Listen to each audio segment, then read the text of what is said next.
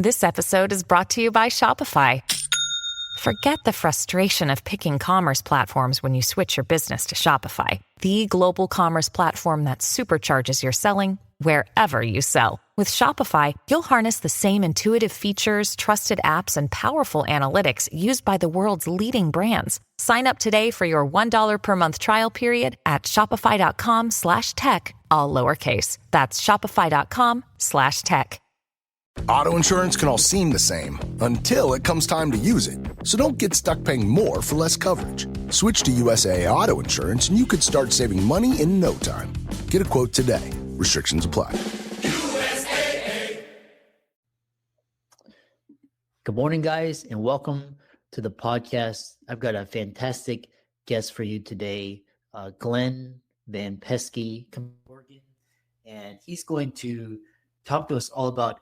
He's an entrepreneur, and he is the founder of Gossamer Gear. He's an engineer. He's a speaker and author. And today we're going to learn the key ideas about Gossamer Gear, what it is, life lessons in generosity, curiosity, and ultralight backpack. So really interesting and really happy to have him on the show. So Glen, welcome. Well, thanks for having me, Chris. Appreciate it. Yeah. Briefly introduce yourself and we will dive into the questions. Okay, I'm a retired civil engineer, worked in land development my entire life. Along the way, accidentally started a backpacking company, and 7 years ago, we retired to Bend, Oregon. We now spend a time, I'm still involved in the backpacking company. I wrote a book recently, and we do a lot of traveling. We enjoy traveling and spending time with friends. Really great introduction, and so we'll dive right into the questions. And first thing is talking about is, so I love interviewing entrepreneurs and always creating ultralight equipment, revolutionizing backpacking for your company and your clients. Well, I think so. I started the company probably 25 years ago now. And at the time, all backpacking gear was heavy. Since probably a lot of your audience isn't long distance backpackers, backpackers typically talk about a base pack weight, which is all your gear and equipment, except what you're wearing and not counting food and water. And so for reference, when I go out backpacking, usually all my gear, my pack, my sleeping pad, my sleeping bag, my cooking equipment, first aid, extra clothes, insulation, all that stuff weighs under 5 pounds. But 25, 30 years ago, all the gear that was available was pretty heavy and bomber. When our oldest son, Brian, got into Boy Scouts, went down to REI to get equipment for a week in the Sierras, and the pack they sold me weighed 7.5 pounds empty. So now all my gear weighs less than that pack 30 years ago weighed empty. And so since I knew how to sew, my mom thought every kid should leave home knowing basic skills of cooking, baking, and sewing. I started sewing my own gear. And then I I made a lighter pack, and then, walked along thinking about how that could be improved and made another pack. And by the time I got to the fourth pack I'd sewn, it fit my needs at that point pretty well. So I put the plans on the internet. This was early internet stages, listservs and things like that. Put the plans on the internet so people could make their own for free. And I thought that would be the end of it. Yeah. What happened after that? Well, I kept getting requests from people to make backpacks, make one for them. And at the time, I'm working 70 plus hours a week on my engineering business. I had my own consulting engineering business. And so there's no way I had the time to sew packs for other people. So I felt bad for these people. They were having heavy packs because they didn't know how to sew. So I was talking to the sisters in Florida that I got fabric from, and they had an industry magazine. So they said, well, there's this guy in Seattle, and, he's at least on your coast. You could give him a call. And so I called up Monty, and, he says, oh, yeah, we can make backpacks, and our minimum order is 100. And I thought, oof, I figured I needed about 25, and then everyone who was bugging me would have one, and I could get back to the engineering. We finally settled on 50 packs. I thought, they'll be in my garage for the next 5 years, but, I'll eventually get rid of them. And so my son, the oldest in Boy Scouts, put together a rudimentary website that people could place an order and they would send me an email. And one day I'm sitting at my desk and I get an email. It's like, oh, got a first order. So I grabbed a yellow pad of paper and wrote it down. I still have those yellow lined sheets of paper with those early orders. So before Monty even delivered the 50 packs, I had 86 orders. So that was my first indication that I might have misjudged the demand for a lightweight backpack. Yeah, it sounds like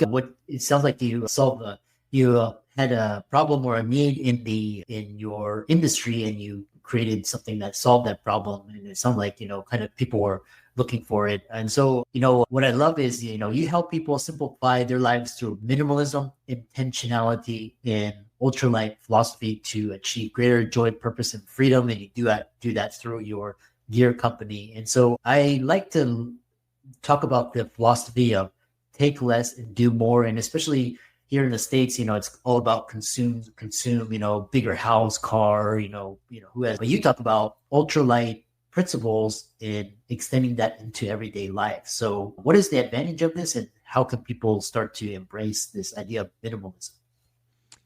Well, and I will say that as far as minimalism, I do it less perfectly in other areas of my life than I do in backpacking. I've refined it, obviously, to the nth degree in backpacking.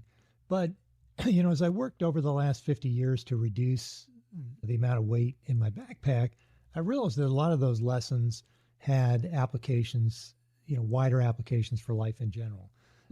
When you're backpacking, you don't reduce the weight of your pack just for the fun of it. I mean, some people do, but the reason you do it is so you can do more. If you have limited time, you can do more miles if you're carrying less load. And having a lighter load when you're backpacking creates margin, so that if someone that you're with, someone in the group has an issue, sprains an ankle or something, you have capacity to take on more. You can redistribute their load and, help them get back to the trailhead. Whereas if everyone's carrying very heavy packs, you don't have that capability. Also, backpacking with a lighter load gives you more ability to be curious and enjoy the trip. If you're not trudging along, looking at your feet, thinking about how heavy your pack is and how much everything in your body hurts, when you have a light load, I'm typically going out for a 3-day trip, leaving the trailhead with maybe 12, 13 pounds total in my pack. That's a different trip. Your head is up, you're enjoying the birds and the animals and the sounds and the sights. And so similarly in life in general, if we have too much stuff and I guess the pursuit of that stuff, if we're working, we're scheduling ourselves to the nth degree, we're working hard to get bigger cars and bigger houses and more stuff, we miss the opportunities to enjoy life along the way. We're so future focused that we forget to stop and enjoy the moment. And building margin is something that seems to have resonated with people from the book. I think most people want to be more generous, but they don't have an intentional way to do that. And so perhaps you find about a friend that has a bad medical diagnosis, or their car broke down and they don't have it in their budget for a new transmission. And you think, oh, I'd like to help, but gosh, I just found out my kid needs braces, or, I need to paint the house or redo the roof or something. So we're a little tight this month, and so I can't help. So what we started doing years and years ago, decades ago now, was to take a set percentage of all our income and put it in a separate checking account. And we started small, and now it's a significant portion of our income. But because you're setting aside on a regular basis, that accumulates, and it's not part of your budget anymore. So as needs, and if you decide, yes, this is something I'm supposed to help with, then you have the money because you've been intentional about setting it aside. So, creating margin in life, and not just margin in money, but margin in time and energy, then you have the ability to impact the lives of those around you. Yeah, what's interesting is that, when I travel, there's still areas where I always can feel like I can not take with me, but there's always this voice in the head. Oh, your lips could get chapped, bring chapstick, or just, you could get sick. So how do you, when you're packing for these trips and, this idea of, you need this or you need that. And a lot of times, if you don't bring that, you feel this sense of anxiety. Oh, I got to bring in that as extra. How do people manage these voices? And, it's not OCD, but how do they get over this? Well, that's a good question. And a lot of it depends on experience. So you can't really see, I guess, behind me. I have laid out on the floor all my gear for a couple of weeks in the Himalayas. And I've never been to the Himalayas before. So, this is an organized tour. And so there's been feedback from the tour organizer as far as what we would need. And I'm refining some of that based on my experience, but I'm going to be heading out for like 2.5 weeks with one small carry-on, 13 pounds of gear. And that includes a sleeping bag, a lot more down clothing than I would usually take. And so I think I will probably have more than I actually need because I don't have the experience. And so I'm tending to have a little more margin. On the other hand, I've been in plenty of cold, high elevation. And so I have the ability to take some of the advice with a grain of salt and go, well, I think my solution is going to be adequate here and it's going to be lighter and more compact. So a lot of it is just experience. A neighbor was over yesterday. They're going to Costa Rica and we're talking about the amount of clothes you need to bring. And he says, yeah, I realize like I pack for a trip and I bring a lot of clothes, but when I come back, it's like, well, I wore the same two things. And so that kind of realization is important. You can go, oh, I could just take those two things and then I'd be fine because that's typically what I need. Food is one area where people tend to overpack with backpacking.